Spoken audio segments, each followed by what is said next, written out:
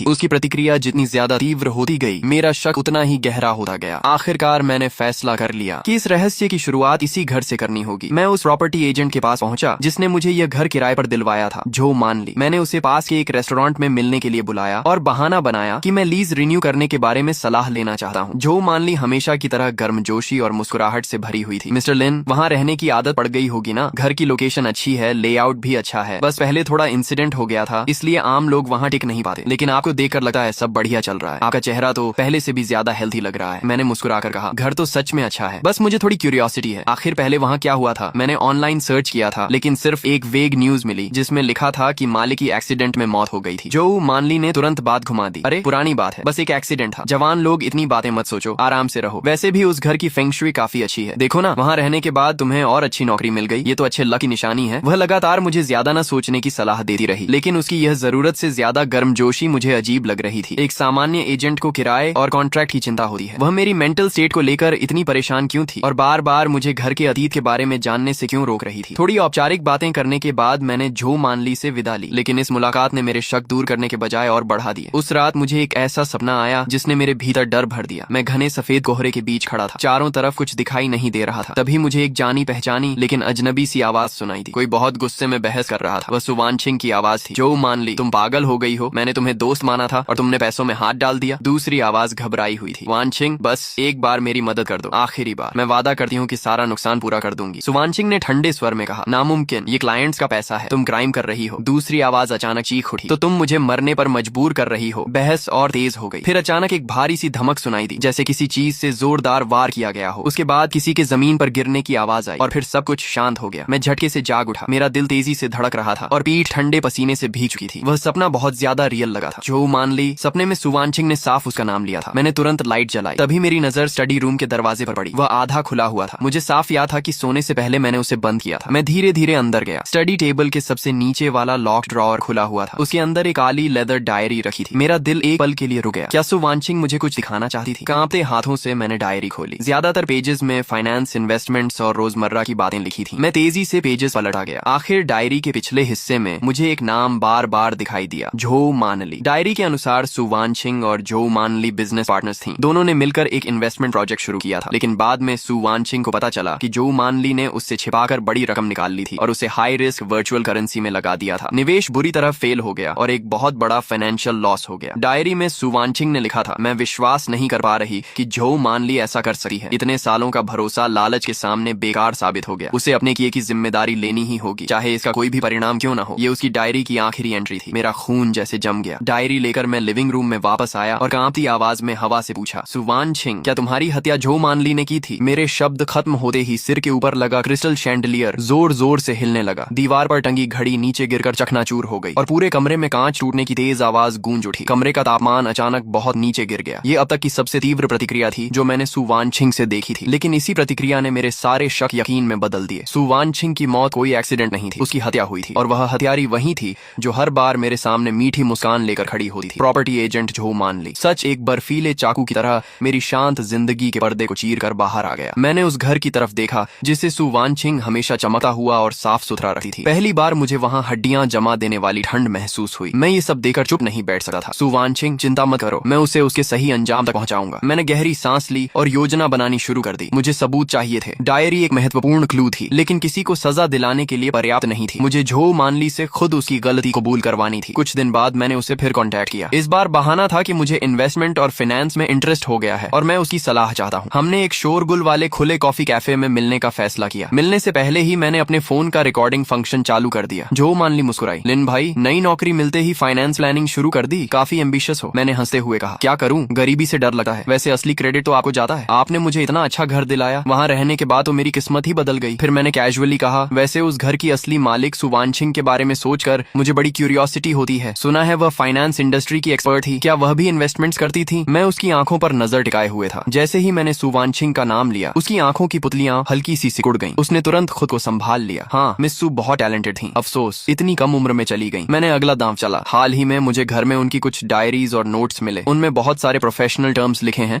जो मेरी समझ से बाहर हैं। क्या आप कभी समय निकालकर उन्हें देख सकती हैं? यह सुनते ही उसके चेहरे पर पहली बार एक हल्का बदलाव दिखाई दिया। कॉफी का पकड़ते हुए उसका हाथ थोड़ा कांप गया। डायरी, उसने जल्दी से कहा, दूसरों की प्राइवेट चीजें पढ़ना ठीक नहीं होता। फिर उसने अचानक विषय बदल दिया। वैसे लिन भाई, उस घर में रहने के दौरान कोई अजीब घटना तो नहीं हुई? मैंने अनजान बनते हुए पूछा। अजीब घटना? कैसी? उसकी आवाज धीमी हो गई और आंखों में एक अलग ही खोजी नजर दिखाई दी, जैसे रात में कोई आवाज सुनाई देना या चीजों का अपने आप हिलना डुलना। मेरा दिल एक पल को डूब गया। वह मुझे टेस्ट कर रही थी। वह जानना चाहती थी कि क्या मुझे सुवानछिंग की मौजूदगी का पता चल चुका है। मैंने हंसकर कहा, नहीं तो मैं वहाँ बहुत अच्छी नींद सोता हूँ। शायद मेरी किस्मत मजबूत है। उस लंच में हम दोनों एक दूसरे को परखते रहे, लेकिन किसी को भी अपनी मनचाही जानकारी नहीं मिली। उस दिन के बाद मुझे लगातार ऐसा महसूस होने लगा कि कोई अदृश्य नजर मेरा पीछा कर रही है। ऑफिस से घर लौटे समय हमेशा लगता जैसे कोई थोड़ी दूरी पर मेरे पीछे चल रहा हो, लेकिन पीछे मुड़कर देखने पर कभी कोई दिखाई नहीं देता। घर में भी पैरानॉर्मल घटनाएं बदलने लगी। पहले जहाँ साफ सफाई, गर्म खाना और केयरिंग नोट्स मिलते थे, अब माहौल डरावना हो गया था। आधी रात को लिविंग रूम से चाकू घिसने जैसी आवाजें आने लगी। एक बार, फिर दूसरी बार और फिर लगातार। रात की खामोशी में वे आवाजें रोंगटे खड़े कर देती थीं। बाथरूम के मिरर पर अचानक खून जैसे लाल रंग का हाथ का निशान दिखाई देने लगा,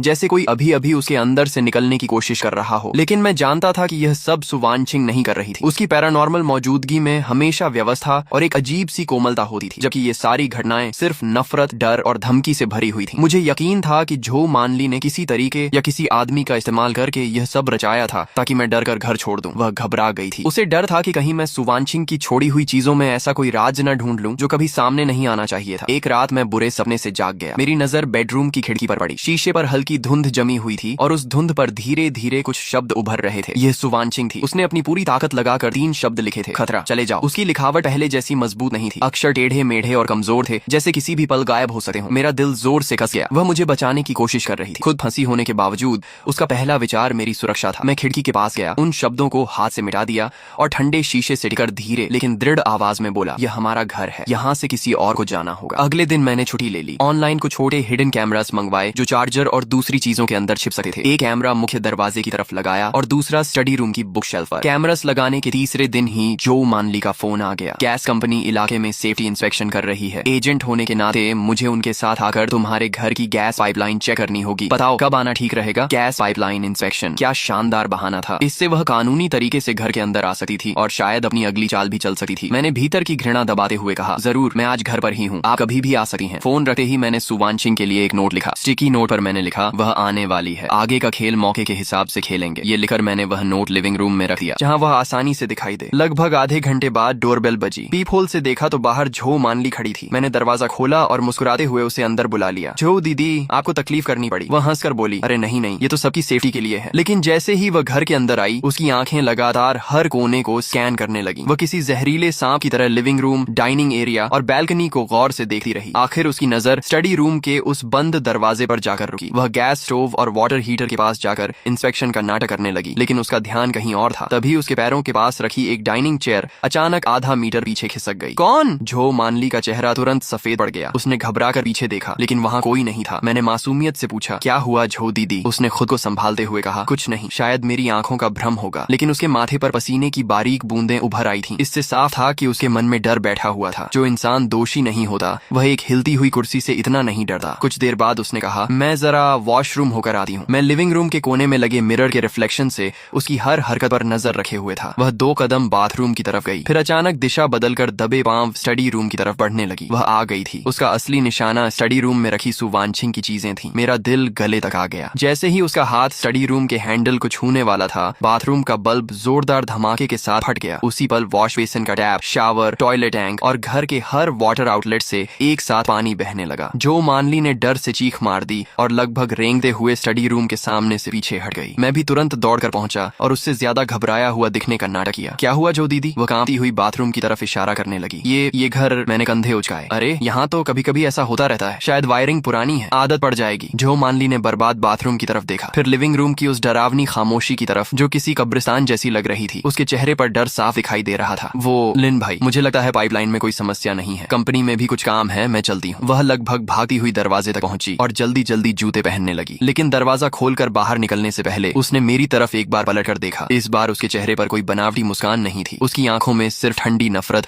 और साफ दिखाई देती हत्या की इच्छा थी। मेरी रीढ़ में ठंडक दौड़ गई, लेकिन मैं पीछे नहीं हटा। मैंने उसकी आंखों में आंखें डालकर देखा। अगले ही पल दरवाजा जोर से बंद हो गया। मैं दरवाजे के पीछे टिक गया और लंबी सांस छोड़ी। मेरे पैर इतने कमजोर हो गए थे कि मैं लगभग जमीन पर बैठ गया। तभी लिविंग रूम में रखा वह स्टिकी नोट जिस पर मैंने मौके के हिसाब से काम करना लिखा था, धीरे धीरे हवा हवा में उड़ता हुआ नीचे गिर गया। मैं उसे उठाने गया और अनायास मुस्कुरा दिया। पहला राउंड मैं जीत चुका था। मैंने तुरंत फोन निकाला और हिडन कैमरास की रिकॉर्डिंग चेक की। वीडियो में साफ दिखाई दे रहा था कि जो मानली चुके से स्टडी रूम की तरफ बढ़ रही थी और जाते समय उसका वह जानलेवा लुक भी रिकॉर्ड हो गया था। मेरे पास एक और सबूत आ गया था, लेकिन मैं जानता था कि यह सिर्फ शुरुआत ही। उसकी यह नाकाम कोशिश उसे और ज्यादा खतरनाक बना देगी। अगली बार वह कोई दिखावा नहीं करेगी। तूफान मेरी उम्मीद से कहीं जल्दी आ गया। जो मानली ने पूरी तरह अपना नकली चेहरा उतार फेंका। उसे पता था कि यह घर हॉन्टेड है और उसने इसी बात का फायदा उठाने का फैसला किया। वह वही पुराना तरीका दोहराना चाहती थी। वह चाहती थी कि मेरी मौत भी एक केयरफुली प्लान्ड एक्सीडेंट लगे, गैस पॉइजनिंग। रात के 2 बजे मैं लिविंग रूम से आई एक भारी आवाज सुनकर जाग गया। ऐसा लगा जैसे कोई बैल्कनी से अंदर कूदा हो। मेरे दिमाग में तुरंत एक नाम आया, जो मानली। मैंने सांस रोक ली